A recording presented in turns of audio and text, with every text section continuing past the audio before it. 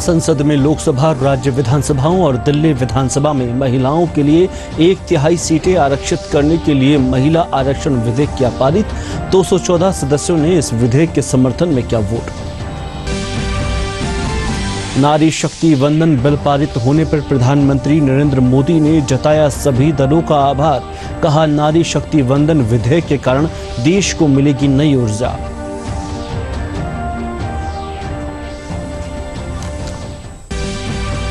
राजस्थान भाजपा की तीसरी परिवर्तन यात्रा का जोधपुर के गांधी मैदान में समापन। असम के मुख्यमंत्री हेमंत बिस्वा शर्मा और उत्तर प्रदेश के उप मुख्यमंत्री केशव प्रसाद मौर्य, केंद्रीय मंत्री गजेंद्र सिंह शेखावत समेत कई भाजपा के वरिष्ठ नेता रहे मौजूद।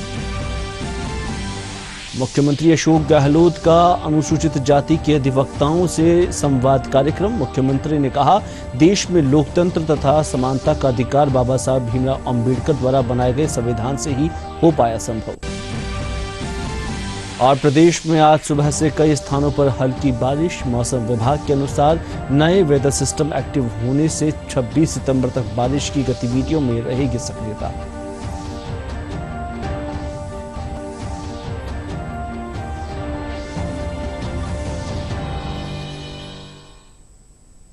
नमस्कार, दूरदर्शन समाचारों में आप सभी का स्वागत है। आपके साथ मैं हूं कुलदीप और खबरें विस्तार से। संसद ने 128वां संविधान संशोधन विधेयक 2023 पारित कर दिया है। यह विधेयक लोकसभा, राज्य विधानसभाओं और दिल्ली विधानसभा में महिलाओं को 1/3 आरक्षण प्रदान करने का प्रावधान करता है। इस विधेयक को नारी शक्ति वंदन अधिनियम कहा गया है। 214 सदस्यों ने इस विधेयक के समर्थन में वोट किया, जबकि किसी भी सदस्य ने इसके विरोध में मतदान नहीं किया। मतदान के बाद राज्यसभा ने इसे स्वीकृति दे दी और लोकसभा पहले ही इसे स्वीकृति दे चुकी है। Motion that the bill be passed. Result of the division subject to correction. Ayes 214.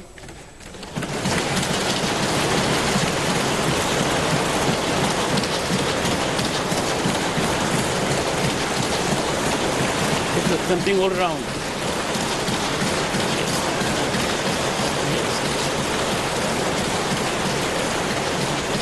Noes 0. Abstain 0. Honorable members, the motion is adopted by a majority of the total membership of the House and by a majority of not less than 2/3 of the members of the House present and voting. The bill is passed by the constitutionally required majority. देश की करोड़ों बहनों की ओर से राष्ट्र सेवक का अभिनंदन, उनका बहुत आभार। लोग कहते थे कि महिलाओं का यह सपना कभी साकार नहीं होगा, लेकिन हम बहनों के लिए सबसे बड़ा आशीर्वाद बना जब नरेंद्र मोदी राष्ट्र सेवक बने।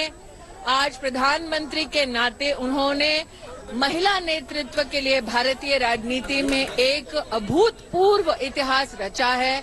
मैं इतना ही कहूंगा कि माननीय मोदी जी के नेतृत्व में वो संभव हुआ जो कल तक अधूरा रहता था, लटका रहता था, लेकिन मोदी दृढ़ निश्चय लेके चलते हैं, संकल्प से सिद्धि की यात्रा के लिए जाने जाते हैं और वो मुकाम जहां पर मेरी मातृशक्ति को अधिकार मिल सके, महिला नेतृत्व विकास को सुनिश्चित कर सकें, तो आज वो हुआ है। इसी संसद में आने वाले समय में 33% कम से कम महिलाएं होंगी और यही नहीं, विधानसभाओं में भी सुनिश्चित होगा। तो अब मातृशक्ति नीति निर्माण में भी, गरीबों के कल्याण में भी और भारत के उत्थान में भी अहम भूमिकाएं निभाएंगी। लोकसभा में 2/3 बहुमत से नारी शक्ति वंदन बिल पारित करने पर प्रधानमंत्री नरेंद्र मोदी ने सबका आभार जताया। प्रधानमंत्री ने कहा कि नारी शक्ति वंदन विधेयक के कारण देश को नई ऊर्जा मिलेगी। बाद में इसे राज्यसभा में भी स्वीकृति दे दी गई। सिर्फ विधेयक पारित होने से मिल रहा है ऐसा नहीं है। इस विधेयक के प्रति देश के सभी राजनीतिक दलों की सकारात्मक सोच होना, ये हमारे देश की नारी शक्ति को एक नई ऊर्जा देने वाली है। ये नए विश्वास के साथ राष्ट्र निर्माण में योगदान देने में नेतृत्व के साथ आगे आएगी, ये अपने आप में भी हमारे उज्जवल भविष्य की गारंटी बनने वाली है। उधर नारी शक्ति वंदन बिल संसद में पारित हो चुका है। केंद्र की मोदी सरकार की ओर से महिलाओं को आरक्षण देने के लिए लाए गए नारी शक्ति वंदन बिल का सभी महिलाओं ने समर्थन करते हुए स्वागत किया। जयपुर में महिलाओं ने अपनी प्रतिक्रिया देते हुए कहा कि इस बिल के आने से महिलाओं को राजनीतिक क्षेत्र और अधिक प्रतिनिधित्व मिल सकेगा, साथ ही महिलाएं देश के विकास में महत्वपूर्ण भूमिका निभा सकेगी। 3 दशकों से जो बिल पेंडिंग था, जो दर्द और जो कहते हैं समय की जो डिमांड थी, उसके अनुसार जो मांग थी महिला आरक्षण की, उसको जो पूरे करने का साहस, क्योंकि मोदी जी अपने साहस के लिए जाने जाते हैं, वो मोदी जी ने और उनकी सरकार ने किया है, तो उसके लिए हम बहुत बहुत धन्यवाद देना चाहते हैं। आज तक किसी ने भी महिलाओं के लिए इतना नहीं किया और मोदी जी ने तो महिलाओं के लिए हर कदम पे कुछ ना कुछ किया है। जो उन्होंने नारी शक्ति वंदन अधिनियम पारित किया है, उसके लिए बहुत बहुत धन्यवाद।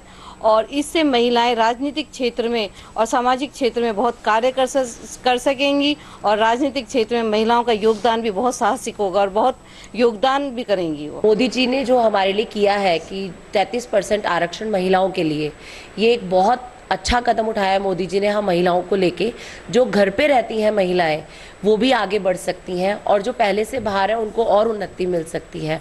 और महिलाएं जो होती हैं वो हर क्षेत्र में अपनी बहुत अच्छी प्रेजेंटेशन दे सकती हैं।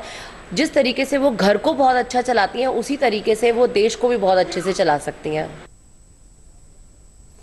वहीं राजस्थान भाजपा की तीसरी परिवर्तन यात्रा रामदेवरा से शुरू होकर 18 दिन में 51 विधानसभा क्षेत्रों से गुजरते हुए जोधपुर के गांधी मैदान में समाप्त हुई।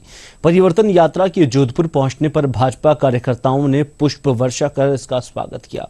परिवर्तन यात्रा में असम के मुख्यमंत्री हेमंत बिस्वा शर्मा, उत्तर प्रदेश के उप मुख्यमंत्री केशव प्रसाद मौर्य, केंद्रीय मंत्री गजेंद्र सिंह शेखावत समेत कई भाजपा के वरिष्ठ नेता मौजूद रहे। इसी के साथ हाल ही में कांग्रेस से भाजपा की सदस्यता ग्रहण करने वाली ज्योति मर्धा भी मौजूद रही।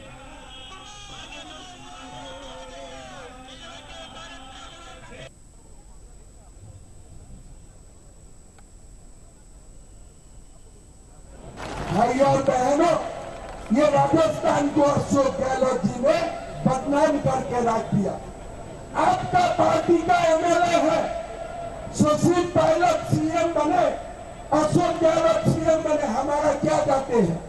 लेकिन आप जब होटल में 35 दिन 90 विधायकों को 5 स्टार में रखते हो, उसका बाद एमएलए आपका कंट्रोल में नहीं रहेगा। एमएलए लोग लूटने का काम में जारी रहेगा, लूटने का ही उनका काम रहेगा।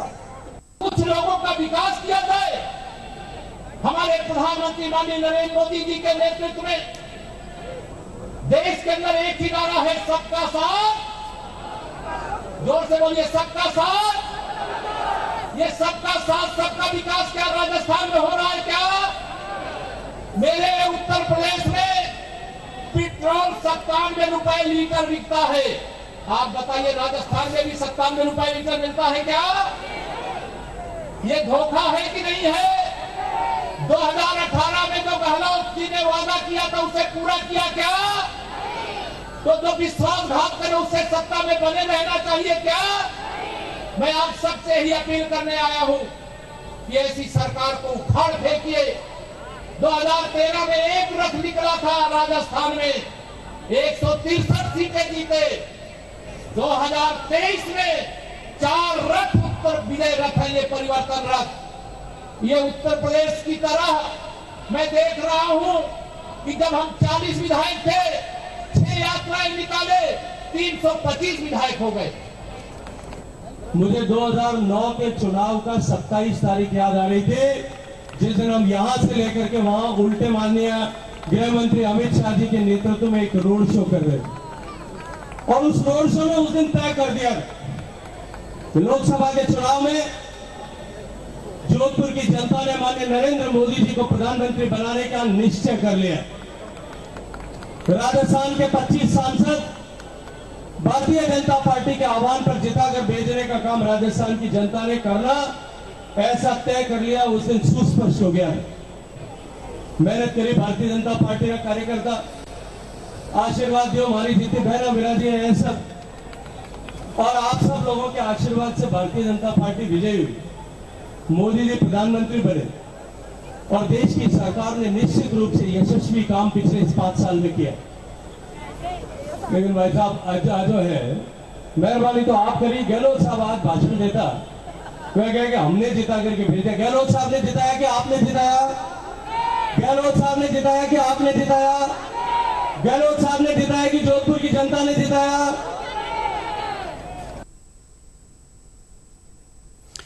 उत्तर प्रदेश में भाजपा का कांग्रेस सरकार पर आरोप लगाते हुए उन्होंने कहा कि 4 सालों में अपराधों का ग्राफ बढ़ा है। भाजपा अनुसूचित जाति मोर्चा के प्रदेश अध्यक्ष कैलाश मेघवाल का आरोप है कि SC, ST और दलित समुदाय को टारगेट कर उन पर अत्याचार किए जा रहे हैं।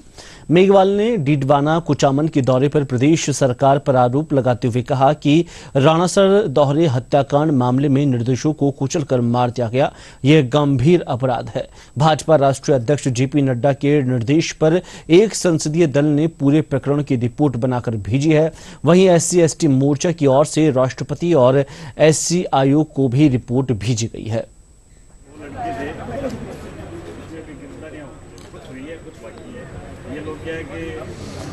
दलित समाज SC, ST बड़ी संख्या में भाजपा के पक्ष में वोट करेगा, क्योंकि 5-5.5 साल के शासन में उनको कोई राहत नहीं दी गई, उनके लिए कोई नई योजना नहीं बनाई गई, जबकि केंद्र की योजनाओं को भी इन्होंने रोकने का काम किया। जल जीवन मिशन आप देख लें, उसमें इतना भेदभाव है कि जल जीवन मिशन दरअसल गरीब की ढाणी तक पहुंचाने का है, जल पहुंचाने का एक कार्यक्रम है, उसमें रोड़े अटका रहे हैं। छात्रवृत्ति मोदी जी ने 1100 करोड़ रुपए का जो अनुदान वार्षिक देते थे उसको 6000 करोड़ किया, और वो 6000 करोड़ अनुदान जो हम राज्यों को देने वाले थे, मोदी सरकार ने कहा कि बच्चों की सूची बनाकर भेजो, पढ़ने वाले, ट्यूशन करने वाले, कोचिंग करने वाले। आज तक 3.5 साल होने के बाद भी राज्य सरकार ने SC, ST के, OBC के बच्चों की सूची नहीं भेजी। उनके खाते में सीधी राशि आती, जैसे PM सम्मान निधि आती है। तो क्या काम किया SC समाज के लिए? इसलिए SC समाज प्रताड़ित है, दुखी है, और भाजपा के पक्ष में वोट करके प्रचंड बहुमत से भाजपा की सरकार बनाने में अपनी बड़ी भूमिका निभाएगा। उधर VCA पावर प्लांट लगाने के विरोध में सीकर का धौंध कस्बा पूरी तरह बंद रहा। सैकड़ों ग्रामीणों ने दिन भर अपनी दुकानें, प्रतिष्ठान बंद रखे। ग्रामीणों ने संघर्ष समिति के बैनर तले धौंध में रामलीला मैदान में आम सभा का आयोजन किया।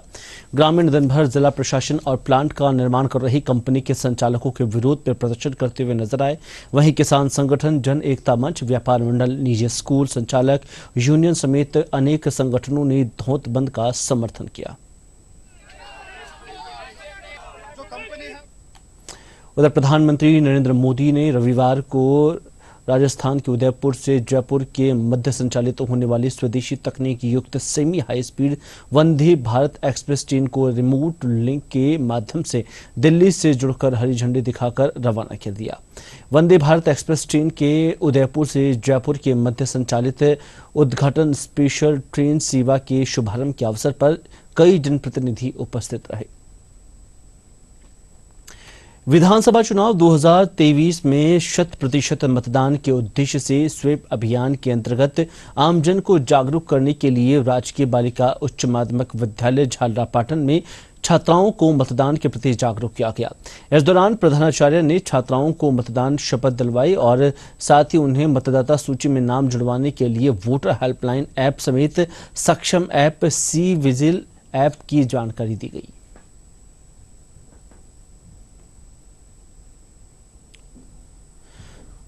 मुख्यमंत्री अशोक गहलोत ने अपने आवास पर अनुसूचित जाति के अधिवक्ताओं से संवाद किया। इस दौरान उन्होंने कहा कि देश के लोकतंत्र और समानता का अधिकार बाबा साहेब भीमराव अंबेडकर द्वारा बनाए गए संविधान से संभव हो पाया है। इसी परिणाम स्वरूप हर क्षेत्र में सभी वर्गों में उचित प्रतिनिधित्व प्राप्त हो रहा है। इस मौके पर मंत्री भजन लाल जाटव, गोविंद सिंह डोटासरा, अतिरिक्त महाधिवक्ता गणेश परिहार समेत कई लोग मौजूद रहे।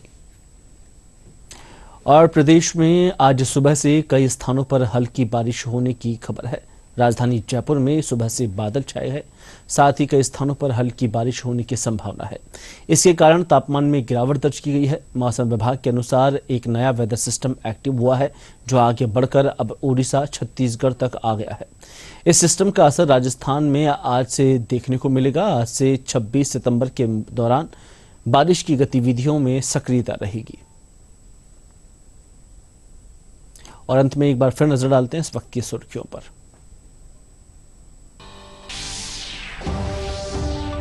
संसद में लोकसभा, राज्य विधानसभाओं और दिल्ली विधानसभा में महिलाओं के लिए 1/3 सीटें आरक्षित करने के लिए महिला आरक्षण विधेयक किया पारित। 214 सदस्यों ने इस विधेयक के समर्थन में किया वोट। नारी शक्ति वंदन बिल पारित होने पर प्रधानमंत्री नरेंद्र मोदी ने जताया सभी दलों का आभार। कहा, नारी शक्ति वंदन विधेयक के कारण देश को मिलेगी नई ऊर्जा।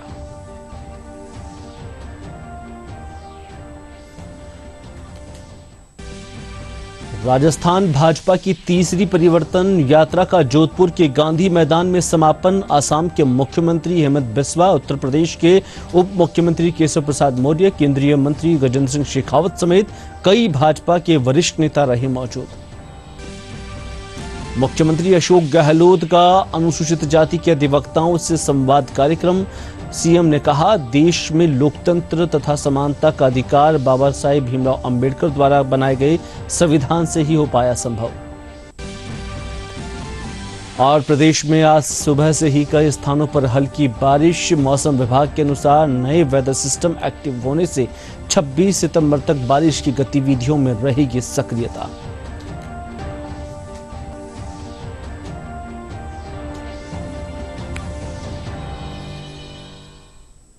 और दूरदर्शन समाचारों में फिलहाल इतना ही। मुझे दीजिए इजाजत। नमस्कार।